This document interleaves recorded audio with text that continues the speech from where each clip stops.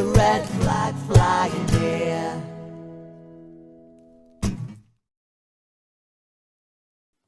Hello and welcome to Socialist Think Tank. Today we are here with Lisa Collins. How are you doing, Lisa? I'm good, thanks. Thanks for having us, Paul. It's a pleasure to be here. It's a pleasure to have you here. So I'm going to go into the first question that we always ask, which is, what is socialism to you?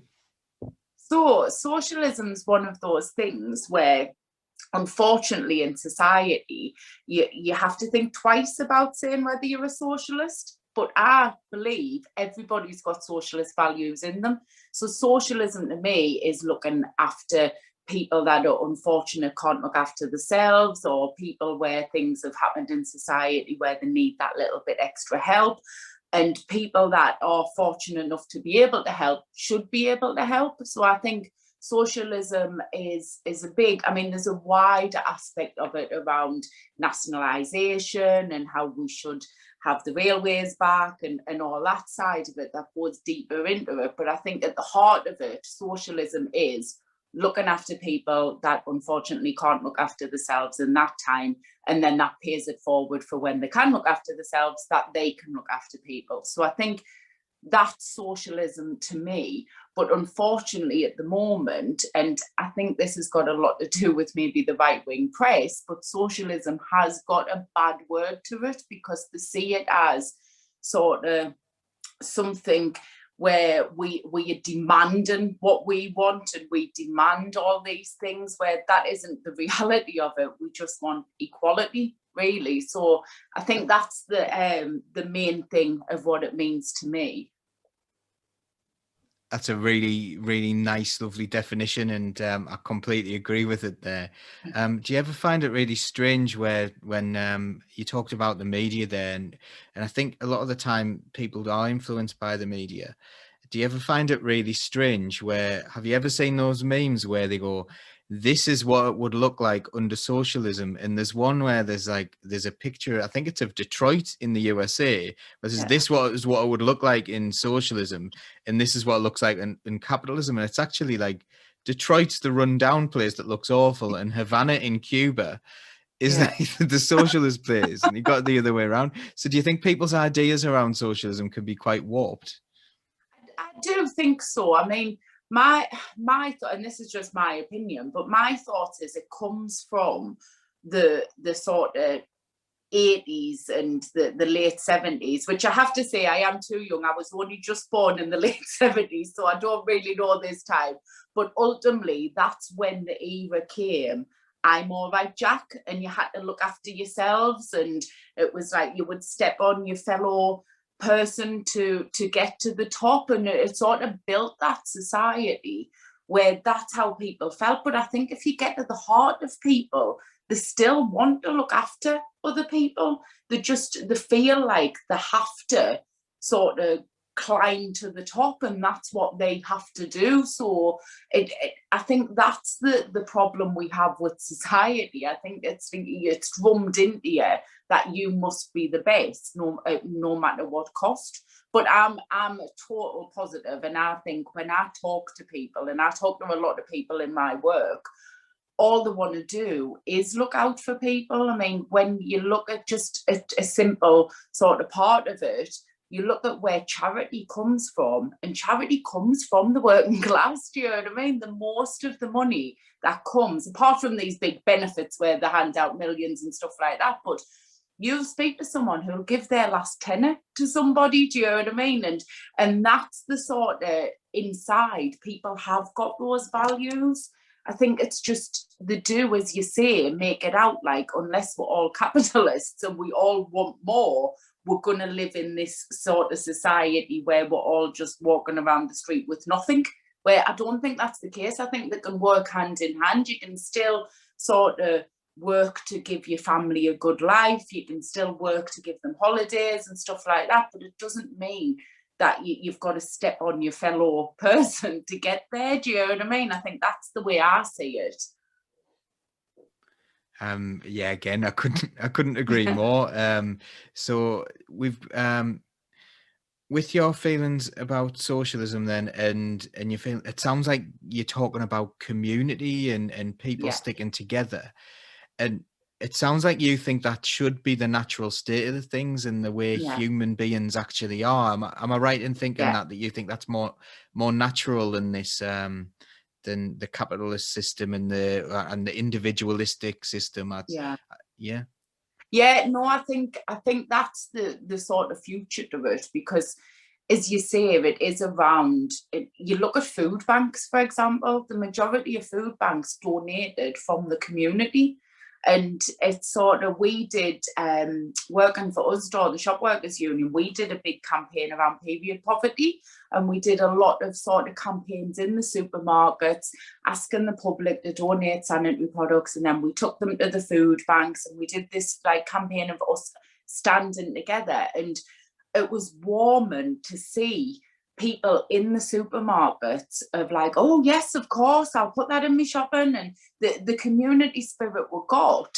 But I remember sort of speaking to some politicians around it, and I'll not name them, but saying, come and support us, and sort of go around, and they were like, oh, we don't believe in food banks. We believe that everybody should earn a living to be able to pay for themselves. And I thought, great, absolutely, completely could not disagree with you. But at this particular moment in time, we're not at that place. So to get to that place, unfortunately, we have to stand together as a community and support each other.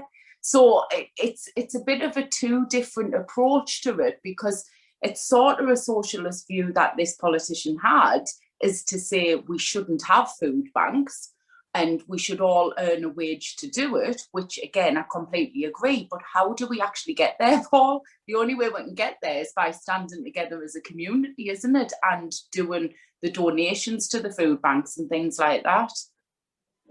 Yeah, I think we do have to look after each other, and it's one of those things that there's an argument that you shouldn't help, and I've heard people make the argument that you shouldn't give money to homeless people, and I got to the bottom of the argument at one point, and this came from a place where they were saying, well, you know, if those people ended up like dying, then the government would eventually have to do something about it. But I think as socialists, you can't just stand by, and that's the difficult thing, isn't it? I think it would be a very horrible, mean-spirited thing to do, to allow the bad thing to happen.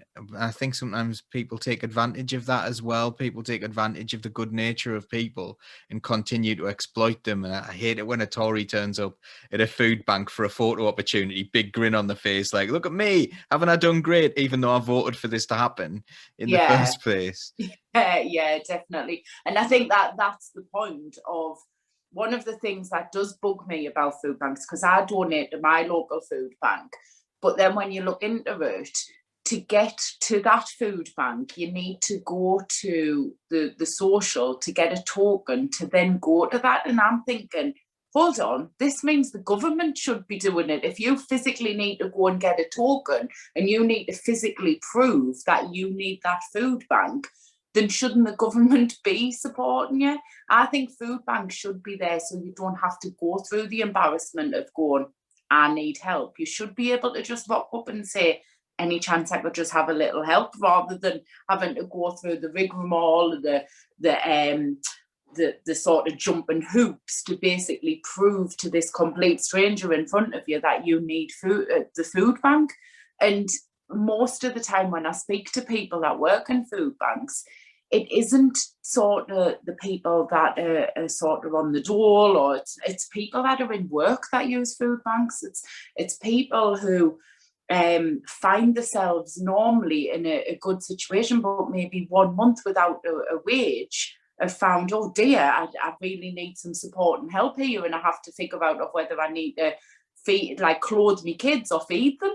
Do you know what I mean? And people always say you're only 1 month's wage away from being that yourself. Do you know what I mean? So I think everybody should have that inside them to say, we do need to support and help. And that's why I'm really optimistic that society does have that. When you do see the people that, the amount of people that donate to food banks, that means everybody's got a bit of that socialism inside of them, to me, to do that. I agree with you again. I think most people are really good when it comes down to it. People tend to try to help one another, and it's not everyone. But it's a kind of a slight tangent on this one. But I was interested. I've read a few times that one of the things that people think is causing a lot of the mental health difficulties that we're seeing, and Mhm. mental health difficulties. Maybe it's just because we know more about them, or whatever, or Yeah, are more understanding. But a lot of people think it's that individualistic um, lifestyle that we're encouraged to lead since the 80s, since Thatcherism, yeah, and since Reaganism.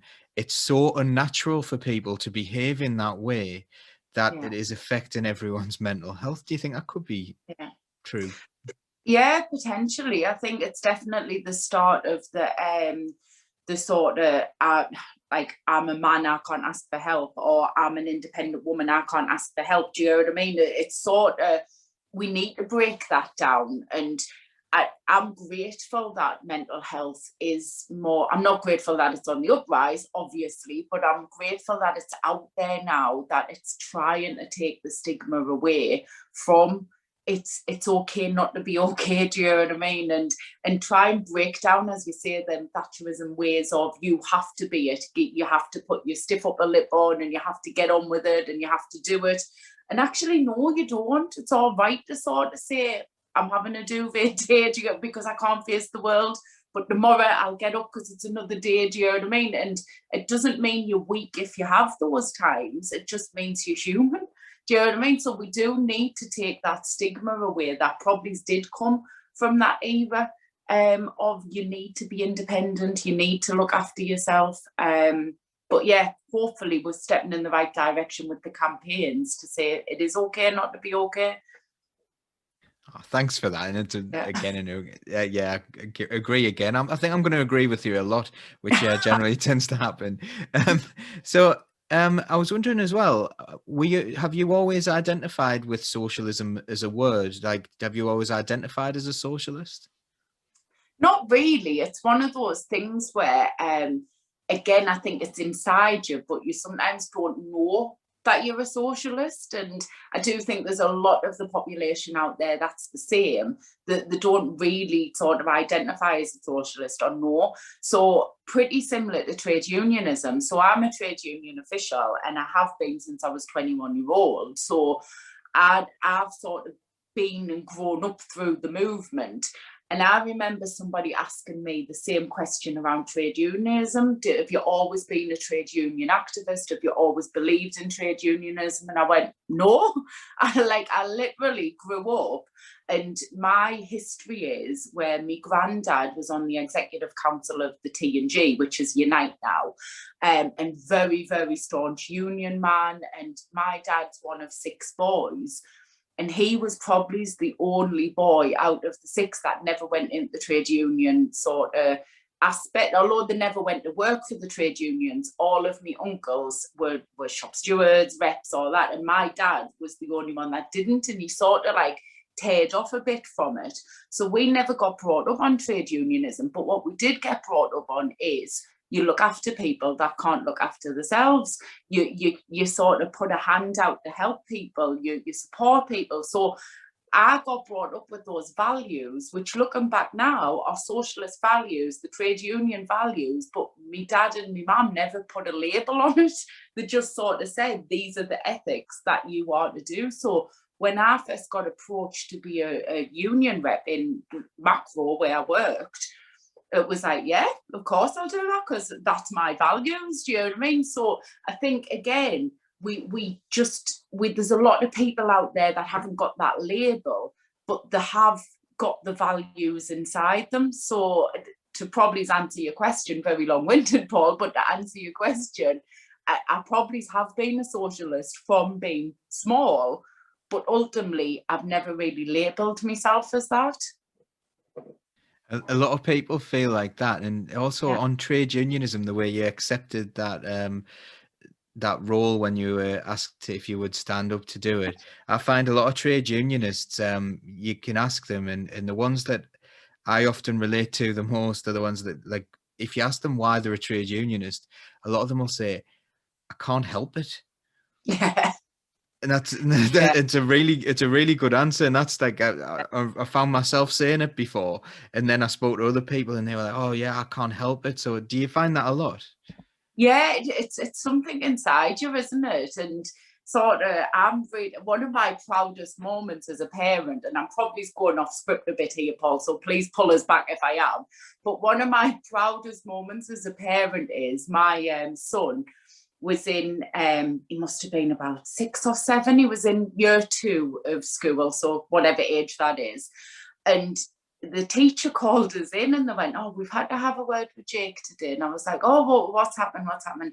Well, a little boy forgot his PE kit, so we told him he couldn't play in PE. So Jake told the whole class not to play in PE if he wasn't to play in PE. And I was like, and like, good on him type thing. And she was like, "Well, you know, that's really inciting, like them to go against us and stuff like that." And I was like, "Well, no, I'm really proud of him, to be honest. He's obviously seen that this boy's been left out, and he's like, no, that's not fair, so we're not going to do it if he's getting left out." So obviously I've done something right as a parent, or it just sort of gets sort of brought into children that there is a fairness, a thirst for fairness out there, and hopefully there is a lot more people out there. So I think that's where, instead of putting labels on things, it's actually looking at people's sort of opinions and sort of the way they work. The best way that I recruit any of my representatives when I go into stores is they'll go, "Oh, Marjorie's the one that tells us all what to do." And it isn't normally because she's the bossy one, it's because she'll have the thirst for fairness and say, "Well, this is what we should do," type thing. So yeah, I think that's what's inside you, isn't it, to be a trade unionist? And socialism comes as part of that, really, doesn't it? Absolutely. Yeah. So I'm going to move on to your work in trade Yeah. unionism now. So you work for USDOR, and they are a very, very working class union, I would say. Like, you know, the type of people who are in USDOR are sort Yeah. of the overlooked working class, and like, you know, Yeah. there's this ridiculous stereotype of people with cloth caps and Yeah. whippets and stuff, and going down the pit, and or going into factories and things. But actually the majority of really working class work is in those kind of service Yeah. sectors, and working in shops and stuff. So can you tell me a little bit about your work in the trade union movement? Yeah, so as you said, I work for USDOR. So USDOR is the Union of Shop Distributive and Allied Workers. That's what we stand for. So I'm really proud we're one of the main trade unions that have still got the sort of specialist subject, as to say, and our specialist subject is retail workers. And in that, it's sort of, I'm really proud of our membership, do you know what I mean? And I've always been proud of them. But I think during this pandemic, it's proved how important they are to society. You talk a lot of people to people during the pandemic of how they've had to work at home, and it's been very tough, and it has. Do you know what I mean? I'm not taking away the fact that it has, but you speak to my members and nothing's changed for them. They've been out working day in, day out, and it's sort of overlooked a bit. It's sort of like, and this isn't no disrespect to the nurses that we clap for, the carers and all that side of things, because they're obviously doing a very hard job, and I don't think I could have the stamina that they've done to do that. But retail workers are sort of forgotten about, that they are the ones that's out there doing it. And I think the sort of hardest part for me was listening to the members around what they've gone through this pandemic as well. So the fact that back in March 2020, many moons ago now, when Boris came on the telly and said, right, okay, we all have to stop at home and we all have to do this, and we were all really, really nervous to go out, especially if we have loved ones at home that had conditions that it could affect, or they were shielding and stuff like that. My members had to still get up and go to work, and a lot of them were scared, a lot of them were frightened, do you know what I mean? And it was still a case of, we were saying, what we can do as a union is put all of that sort of safety measures in place and make sure the companies are doing it. But ultimately, I still felt for them. Do you know what I mean? They were the ones out there in work. And then you had the added extra of homeschooling. So I worked from home and I know how hard it is. I've got 3 boys and I had to homeschool, and full respect for likes of you, Paul, as a teacher, totally full respect for that side. But then you've got to look at my members who couldn't homeschool because they were still out at work, and they had actually to make the decision to send their kids into school when they didn't know whether it was safe to send them into school. Do you know what I mean? So there is a lot of sort of things my members went through in that time. And as you say, they're sometimes overlooked, and that the overlooked not just by recognition, but they're overlooked by pay. The lowest paid, a lot of my members are on minimum wage. A lot of them are having to claim universal credit on top of their wage. Do you know what I mean? So I think as a society, we should look at that. And as a union, one of the things we've been doing is making sure the employers step up and give that pay. So the likes of the Tesco's, the Morrisons, the Sainsbury's, the co-ops of this world have made a fortune through this COVID, and we've said to them, you need to give that back to your workforce.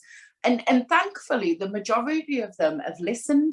So Tesco have given a big bonus to the staff. Morrisons have gotten over the £10 an hour, which is fantastic for retail. The co-op have given a big bonus to their staff. Do you know what I mean? Sainsbury's have as well. So they've just given an additional bonus this time round for it. So that's where the trade union makes a difference, because you do talk to the retailers that don't have a union and they haven't gotten that sort of thing. So it is all about, and people will go, oh, what does the union ever do for me? But they don't realise the stuff that goes on behind the scenes, and we wouldn't have that power if we didn't have the membership. And that's what I keep saying. So in Tesco, we have over 80% membership in Tesco. So do you think they'd listen to us if we had 10%? They'd probably just go, yeah, whatever, and get on with it. So that's why it's so important for people to be in a trade union, and for people to realise that actually them ticking that box saying, yes, I want to be a trade union, is a massive help to us, to everybody, and to help their working conditions as well. So it gives us the power to negotiate for them. So sorry, I went off on a total tangent there, Paul. That's what you do when you get us onto trade unionism. That's absolutely brilliant to hear. And I didn't know about those things as well. And that's one of the problems that you have as a trade unionist, isn't it? Because like, while you want to tell your members that you've done really well for them, there's a relationship with the employer where you're not really to gloat as well. And you've got to get that balance right, don't you? I was really interested in what you said about Tesco as well, because during the pandemic, I remember early on they claimed something back from the government and then paid it out to the shareholders. And that suggests to me that their intention in the first place wasn't to look after the staff. And you've gone out and done something really, really positive with them. And, you know, I think like, well done to you basically for doing that and getting that. Now you talked about like the percentage of members that you've got. I always think trade unions, people ask me, oh, what's a trade union? And I'll just say people who work in a place. It's not actually the big outside body with the name. It's you in your workplace. Do you try to get that message across to people as well? Yeah, it's quite, I do the collectiveness quite a bit, because in my job, because I negotiate wages myself and I deal with sort of stores, so percentage of members is a big thing to me, because it gives me how much clout I have to push for stuff. So the higher percentage of members I've got in a store, the bigger voice I have. So it's very important to me as an area official to do that. But ultimately, like I look after distribution sites as well. So not just retail, I look after big industrial sites. And normally they'll come to me and say, what are you going to do as the union to do this? And I go, whoa, hold on a second. I'm not the union. You're the union. Like, what are you going to do? I'm the advisor. I can tell you what your rights are. I can tell you what we can do. But ultimately, I'm not the union. The reps on site aren't the union. It's yous that are the union. And until people realise that, they're never going to sort of move forward. And I think you're never going to get people to really buy into the union unless they know what the union is. Do you know what I mean? It isn't just somebody who will lock up if you get in trouble. Do you know what I mean? It isn't somebody who will give you a payout if you have an accident. It's basically the union is you having that voice in the workplace. So I try, when I get out and speak to the membership, which I like to do quite a bit because it grounds us as well. I don't like to just talk to the representatives. I like to go out and speak to the membership. And that's the way I portray it, because that's the truth, Paul. I couldn't do anything if I didn't have, say, their signature on a grievance, do you know what I mean? Or I didn't have their say when I've got an issue that I'm trying to deal with, or if I'm getting some wages through, I need their vote to get them wages through. So it's throughout it, I try and say to them, you are the union. And come on, step up and help us here. I'm just the voice, as to say. Do you think that's where the link between trade unionism and socialism is? Because like you can get this very individualistic kind of trade unionism where people see it as being an insurance policy. Yeah. Like, and we get this all the time in teaching where everyone's encouraged to join the union, and they say it, well, you know, we want representation if anything goes wrong for us, Yeah. but they're maybe not willing to stand up if something goes wrong for someone else. And that can be a bit of a problem. And actually what often happens is you'll see someone who'll like, well, no, I'm not willing to vote to save their job. I'm not willing to do this. And they'll actually vote against their colleagues. And then a couple of months down the line, they're in trouble. And they could be losing their job and stuff. And like, so do you see that? Is that a problem in your union as well? Sometimes with some of your members. Yeah, it is one of the issues I do have. I mean, I've got sites where, for example, the night shift are maybe not paid as much as what the rest of the, like, not night shift always get paid more, but if you put it in comparison, the night shift to other areas, they get a less percentage higher than the day shift. And in this particular site, I had that problem, and I was like, well, hold on, we can quite clearly see that the night shift aren't getting the payment that they should. They're not getting the premiums and all that.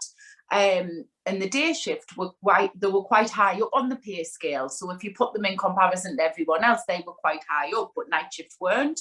So in the wage negotiations, we were like, well, come on then, we need to do something for the night shift here. And I could not get that vote through because the majority of members were on day shift, and they didn't see what the benefit of night shift and taking their pot, as to say, the money pot, would benefit them. So no matter how many ballots I tried to get through, there was just no way I could, although I knew fine well this group of people here needed our help. I mean, fortunately, we ended up doing it through a night shift review. So I sort of got it through anyway, where it didn't take any pot of the money and just totally embarrassed the company and said to them, you know, you're paying the lowest in the area. Come on, you need to do a night shift review. And thankfully, we did actually get 50 pence more an hour for them through that. But it did concern us, Paul, exactly what you're just saying, that, hold on, we need to sort of change this in a way, do you know what I mean? We need people to realise that, yes, you might get a penny more off you, but it's to even the sort of the playing field up a bit here. And it's sometimes a bit more difficult because I'm not probably giving them justice, the membership there. It is a bit more difficult because I negotiate with private companies where they see that particular company earning millions and millions of pounds, where the day shift are like, hold on, why should they take some of our money anyway? They're earning all this money. They should just make it fair, do you know what I mean? But it is one of those situations where I think to get people involved, you need to do what we call issue-based organising. So you need to get them hooked by something that'll support them and their surrounding people, and then build their surrounding people, do you know what I mean, and do all that. If they don't see that night shift, that isn't part of their surrounding family, as to say, do you know what I mean? So we do have to do a lot of that issue-based organising, where how it's going to affect them and their surrounding people, and do it that way. So I suppose step by step we're building that socialist value, but it needs a bit more time, doesn't it?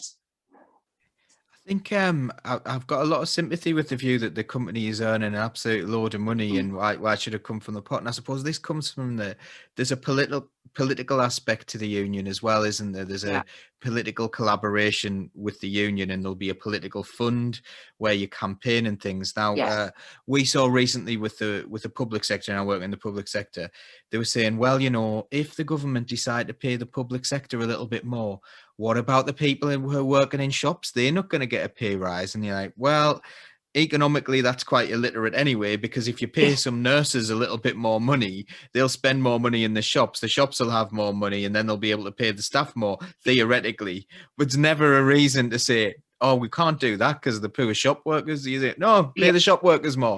Pay the shop workers more. I'm all for that. So, like, politically, do you get involved in the political side of that and trying to, you know, change the rules and regulations nationally? Yeah, I mean, politics comes a lot into my job. Do you know what I mean? I used to negotiate for a local site, but it was a national company. So I'll not mention the name, but it was basically one of the big retailers. But I had a local depot, so we did local site negotiations. And it was a case of, well, nationally we're giving this, so you're getting this. And I was like, hold on. We're doing local negotiations here. That's not negotiations. You come in to say, this is what you're getting. And they would go, but we can't give any more than that, because politically, if such and such down the road and such see that you're getting more, they're going to want more. So we can only give you this. And I was like, well, tough. Do you know what I mean? Get the people that can negotiate round this table, because we ultimately, I understand politically that that's how it might view, but I'm negotiating for this site. And to be honest, and that was probably when I was a young sort of naive negotiator, because you're never going to win that battle. But what you do is you find ways around it. So politically, if they are never going to go over that 2% mark, as to say, I'll say, right, okay, I want all my add-ons to add up to 5%, then, do you know what I mean? So I'll get maybe premiums on shift work or other sort of Friday feelings, where they can go home a couple of hours early and get hours back that way. And I would always build my negotiations up so that my particular site was getting a really good deal, but let them keep their politics of, well, the increase is 2%, and that keeps their politics, do you know what I mean? And it's just creative ways to sort of look around that, because unfortunately, I don't know whether you're going to beat that sort of side of it. But, well, actually, I'm saying that we did beat that side of it, because we ended up going to consultative ballot for industrial action, because they wouldn't budge.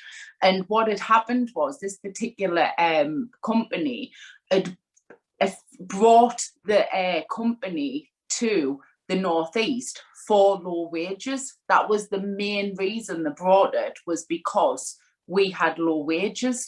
And the particular site was, it was down Redcar, and the steelworks had just shut, and they'd literally capitalised on the fact that the place needed sort of an injection of jobs, but paid really, really low rates of pay compared to the area, compared to everywhere else. And it did get to the fact of, well, you're getting 2% as everyone else. And I was like, right, okay, then we'll take you on industrial action. And at the time it was like, oh my God, what you doing, Lisa? I think I'd been in this particular job about 2 years at this point, and they were like, whoa, what are you doing? I was like, well, that's what my members want. And just before we got there, they went, okay, why don't we do a local rate review? And I went, you know what, you can call it whatever you want as long as my members get more money. And they ended up getting £1 more an hour, but it was called a local rate review rather than being on a pay rise. And a lot of people will go, well, did you sell out there? And I went, I didn't sell out. I got what the members wanted in the end. But it wasn't called. If they wanted to save face and say that they got a 2% pay rise, but actually the local rate review meant they got a 15% pay rise, I don't care what you call it as long as my members get it. So I suppose it does work in different ways. You just have to be really creative, don't you, to keep that politics side of it, but get what your members want at the end of it. With regards to politics as well, and that's a really good story, by the way, and well done for that. It's really nice to hear these wins. We love a good win because we haven't had that many recently, so it's great to hear these wins. With the politics side of it as well, you do have you do try to work within the Labour Party, don't you? As an affiliated trade union. Yeah. So how does that work? And how do you approach that? Do you have negotiations with the Labour Party, or do you feed into policies? Yeah, so we as an organisation have people that sit on the Labour Party board. So I sit on the Labour, well, I do at the moment. I'm moving away from it soon, but I sit on the Labour Party regional board at the moment. And then our General Secretary sits on the NEC. And so we have links that way, but we also have a lot of links around the campaigns. So we have a panel of MPs that we sponsor as well. So we do a lot of lobbying through them. We do a lot of our biggest sort of thing we're doing through Parliament at the moment is to get a law passed around retail workers around abuse towards them. So at the moment, if somebody abuses an emergency worker, so a paramedic, police officer, carer, someone in that position, they get a harsher sentence because they've attacked, rightly so, because they've attacked somebody in their line of duty. So what you're saying, well, why not retail workers? They don't go in to have a fight with somebody. They are getting attacked in their line of duty, so they should be included.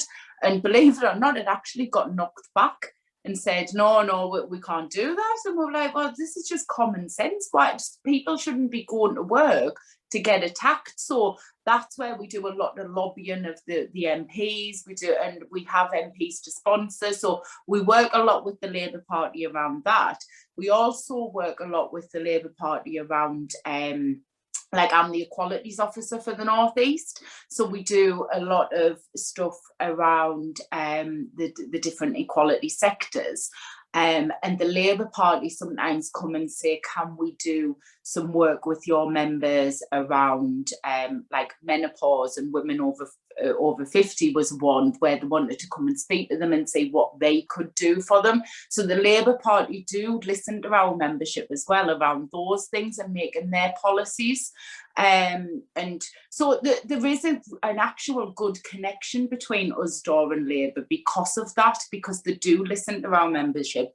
We, Paddy Lillis, our General Secretary, sits on the low pay commissions because of our membership being the low pay. So we do a lot of work around sort of making sure our members' voices heard that way. The police crime commissioners at the moment, I've made sure all of them, Joy Allen and Kim McGuinness, have been listening to our members about what they are going through. So I think the more we can get our members' voice out there at the Labour Party, hopefully the more they're going to listen and make their manifesto around what working people want, really. That's how we see it. Would you like to see more people from retail backgrounds and people who've worked in on minimum wage and on these low wage jobs? Would you like to see more of them become politically active and more of them representing us in Parliament and things? Because we don't seem to see very many of them. We seem to see a lot of lawyers and a lot of people who work in politics itself, and I find that a lot of people who it's very difficult to understand something if you haven't been in it, if you've never struggled, if you've never been on minimum wage. Would you like to see more of that?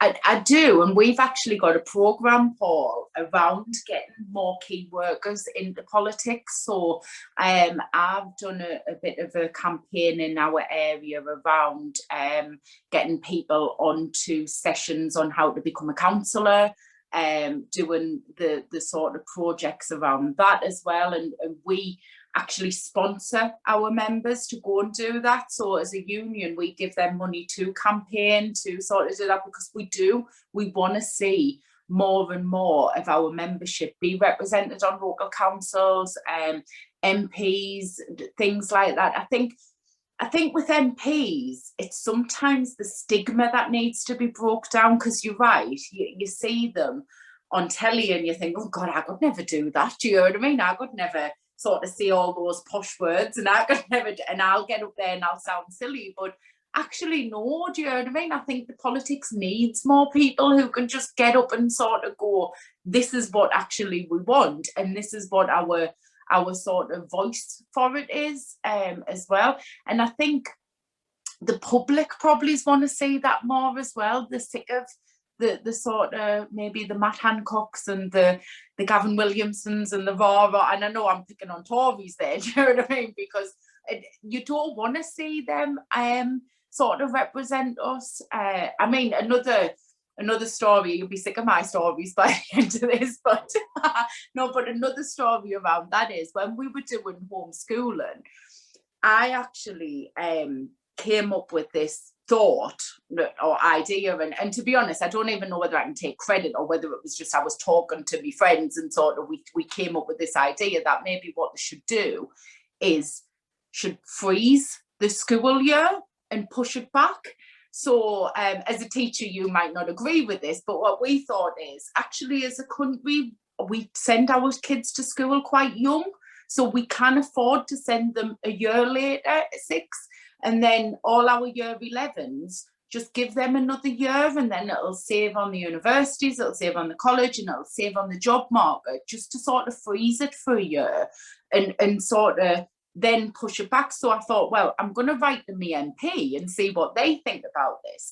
So I wrote to my MP, who then said, yep, we'll send this on to the school minister. So I then get an email back from the school minister, which was the most patronising email I've ever read in my life, on how I should be grateful that we have the Oak National Academy and how we've got all this stuff that the government's done. And I just read it thinking, I'm quite privileged to be able to have the equipment in the house to be able to have my 3 children do Oak National Academy. But how many people haven't got that, do you know what I mean? And how many people probably haven't got the time to sit with the children, or, I mean, the battles that was in our house just to get them to sit down and do a piece of work. Honestly, a piece of work about that big, you would have thought I'd ask them to write the whole Bible out. It's that sort of arguments that people didn't have time for. And all I was basically saying is, could we not even look at freezing the year, and it would take the pressure off the parents, it would take the pressure off the kids with their mental health, it would take the pressure off the teachers, do you know what I mean? Just to say, can we do this? And that was the answer I got back. You've got Oak National Academy, be thankful. And I'm like, that's just not living in the real world. There's no understanding there of what people are going through in life. So I think that was my thoughts, where actually if he was going through that himself, or he had kids who maybe couldn't afford a tablet or a phone or whatever, maybe you'd have a different opinion on that, do you know what I mean? So that's why I think, again, a very long-winded answer, but I think that's why I think we do need people who have had these life skills and have had to sort of go through that to be able to represent us. I love your stories, by the way. So don't stop doing the stories. I'm sure all our viewers and listeners will be intrigued by your stories. They're dead good. Do you think you mentioned time a few times there? Now, in my experience, I think when you're on low pay and you're in a difficult job where, like, you know, working in retail, it is physically tiring. It's not, you know, and there's you know, I don't think there should really be a hierarchy of jobs, but there is. And sitting in an office all day seems to be considered to be like, you know, like if you're a CEO, for example, it seems to be this really grand, important thing. And I don't really necessarily think that that is that much work. No. When you compare it to, you know, like Yeah. going around a shop all day, like doing all the different things that you need to do, like, you know, because there's a variety of things to do. Yeah. And I think when people go home, they're so tired and they're so exhausted and they just want to enjoy their lives. And then Yeah. they've got the pressure of saying, well, how am I going to pay for this bill? And, you know, if you Yeah. don't know where, like, if you don't have a high pay, if you're worried about bills all the time, that takes a mental strain and that tires you Yeah. out as well. So you just want to switch off and maybe have a drink and maybe watch something on Netflix or something Yeah. rather than get politically engaged. Do you think Yeah. that is an issue that people have? And it's really good as well that us though would fund people to get Yeah. more involved. But do you think that's an issue? Like, Yeah. There's a couple of issues, Paul, I think that put stumbling blocks on people doing it. One, I think, and I mean, this is the women's issue as well as the key workers, but mainly the care and responsibility comes down to a woman. So to be able to juggle a life to start with, she physically can't fit anything else into it. Do you know what I mean? So I think that comes as part of it when you are juggling childcare with work. The fact that you're right, a lot of sort of retail work and a lot of low paid work as well now is the same, where you're basically on call 24/7. So you cannot even sort of rely on given time. So you might be contracted 16 hours a week and think, great, I'm only working part-time. But basically those 16 hours can be any time, and the company can also call you in to up those hours, like and at a short notice, or do that. So you can't plan anything either. So that's another stumbling block. I mean, obviously as a union, we are campaigning against that and making sure that the majority of the agreements that we hold, they get at least 3 weeks notice beforehand, you know what I mean, and all that to try and stop it. But there's a lot of retailers out there that don't. They literally give you 24 hours notice on when your next shift is, which to start with is a struggle if you've got childcare or you've got responsibilities or things like that. So you're probably right if you're sort of going up saying, right, here's an additional thing. It is a stumbling block. I mean, I'm not saying it's completely impossible, because I have this stumbling block when I'm looking for representatives for the union, because they'll go, oh no, I can't do that. And thankfully, representatives for the union get time off for trade union duties. So a lot of it, they can get off time off from work for it.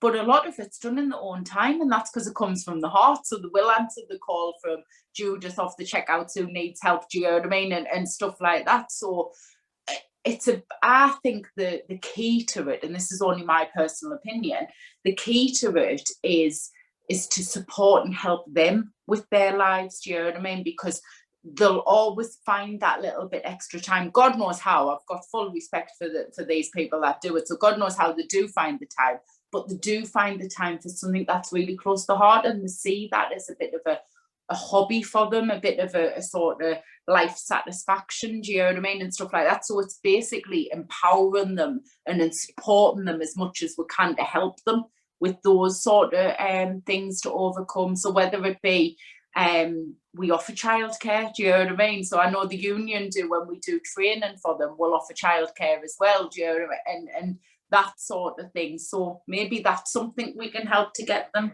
active. Yeah, we have these issues in our trade union as well, and you'll have people like saying, "Can I bring my kids?" And you go, "Of course you can." And they're like, "Oh, really? I didn't think you could." And you're like, "Well, yeah, of course you can. Yeah, Yeah. that's fine." And but people don't know, and people, because they're so used, and they think it's almost like an extension of the workplace when you have a union meeting, but it definitely shouldn't ever be, and people feel like it's like that. On you were speaking about like women and obviously like childcare and other issues like that. Disproportionately affect women. So we're not saying that like men don't have these issues as well, because Yeah. a lot of men do. And increasingly men are taking a greater caring role as well. But like, you know, I think when you talk about things like all women shortlists, while like I think it's good to increase the representation of women, sometimes I think, does that actually remove any barriers? Does that remove Yeah. those barriers for people who are in that situation, or does that just mean that the women who don't have those barriers just like I find that a little bit easier, and they might have other barriers as well, by the way? Like, I'm Yeah. not saying that they're the only barriers that women face, but I think, would you agree that like more action needs to be taken in those areas to make sure that women from low paid areas and stuff that have access to these political meetings and have Yeah. access to trade union learning? Obviously the answer is yes, because you've hinted at this, Yeah. but I kind of want to highlight it a little bit. So No, I do think that. I mean, all women shortlists is one of those things that it's sometimes a bit like Marmite, isn't it? You can debate it forever on whether it is. I mean, it's one of those things that, unfortunately, it's a measure that we maybe needed to put in place to get women into the Houses of Parliament to give their voice. Very similar to how I actually got the job in the TUC, because when I first started with the TUC, before I joined USDOR, and they did a sort of physical campaign to look for young people, women, BAME, disability. They looked for that area that wasn't the stereotypical trade unionist. So hence the reason I was a 21-year-old woman that was a trade union official, which was totally like never heard of. Do you know what I mean? And the TUC did that to ensure that those voices were getting heard, and it wasn't just the stereotypical middle-aged white man that was representing people in the trade union. It was actually people who were like the people they represent to come forward. So all women shortlist is very similar to that. But as you've just said yourself, Paul, I don't think that completely takes away the issues that you have got. And I mean, as a woman, I don't know whether I should say this, but as a woman, you sometimes have to make that decision. Do I have a family or do I have a career? And being an MP or a politician is that career. You've got to basically choose between that. And I think it's really hard for a woman to do that, the choose between. And I mean, we do have some fantastic MPs out there that do seem to balance it. Do you know what I mean? Of being a mother and a politician, but you do have to. And very similar to why you probably haven't got women CEOs and stuff like that, because you sort of sell your soul to the organisation that you're working with. And sometimes you have that mother's guilt of, well, if I've sold my soul to them, my soul should be with me kids. Do you know what I mean? So I think that's maybe one of the things which is a lot deeper, and God knows how we're going to ever overcome that. But I think that's one of the reasons why we need to empower women to sort of come forward a bit more as well.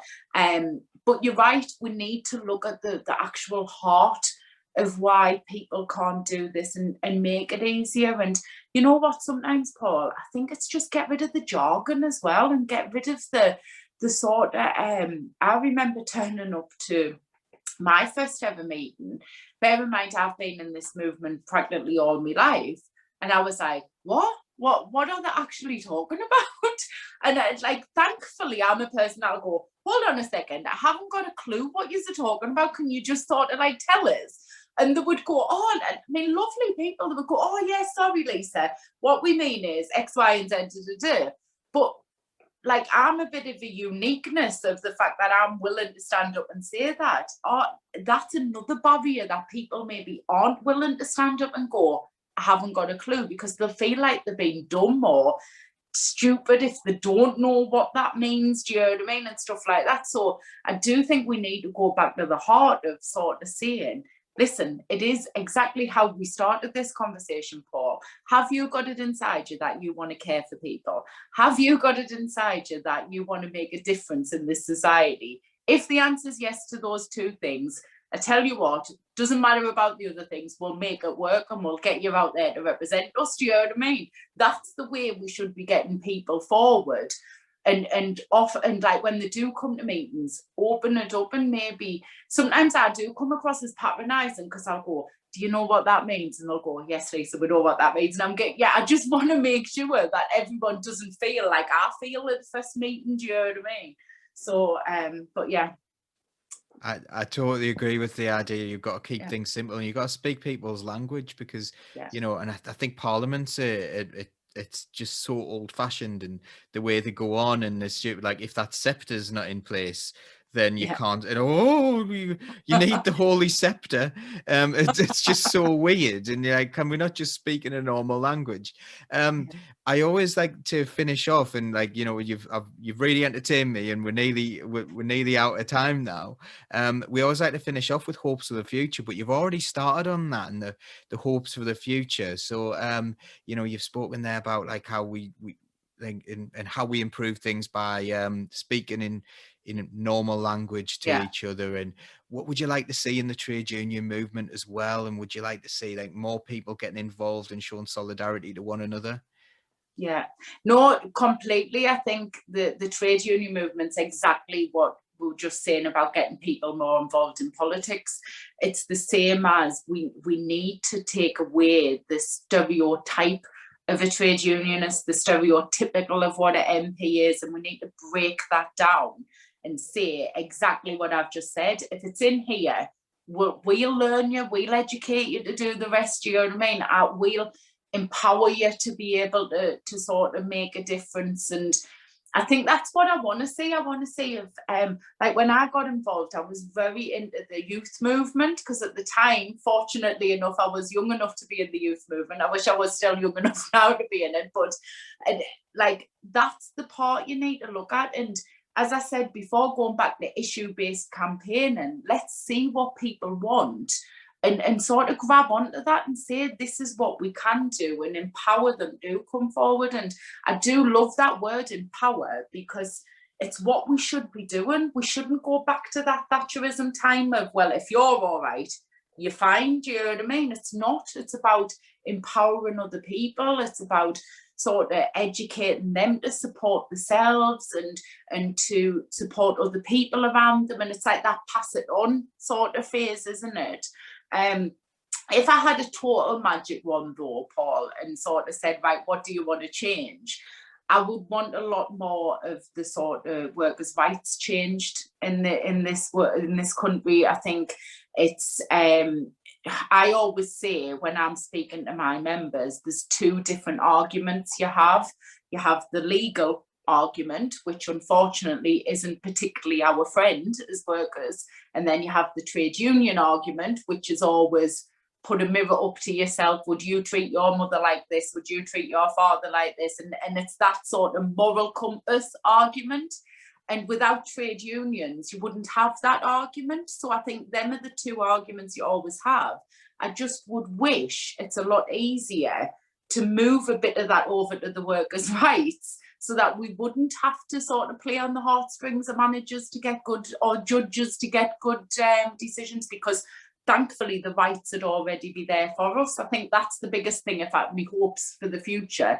But the only way we can do that is going back to basics of what we said before and getting the right people in power and the right people to represent us so that they do know and they're not coming out with stupid things like the politicians are now, like, oh, the companies will pay them.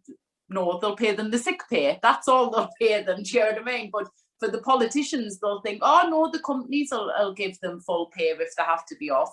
No, they won't. They'll give them what you tell them they have to give them. And that's the measly £90 a week that you sort of say. So I think you need people in power that know those so that laws can be changed. I think that's me. If I had my magic wand, that's what I would want. See, we need to put you in charge. Thank you so much for this, Lisa. It's been absolutely brilliant. And also thank you for representing all those workers out there who I hope a few of them are watching and will think actually, you know, feel a little bit appreciated, because we know how terrifying it was at the beginning with everyone going out to the you know, to the shops and having to queue up outside, and those people having to just turn up at work anyway when everyone else was told to stay away. You know, and you mentioned key workers a couple of times, and you know, we need to keep that definition in people's minds, don't we? Because, you know, people seem to have forgotten how important these were. Like, you know, it wasn't the bankers that were important, and it wasn't even the politicians at that time. You know, it was the people who kept people alive were people who were the key workers. Yeah, definitely. Yeah. Okay. Well, thanks, Lisa. You've been absolutely outstanding, and we will definitely see you again. Oh, thank you so much for having us, then, Paul. See you later.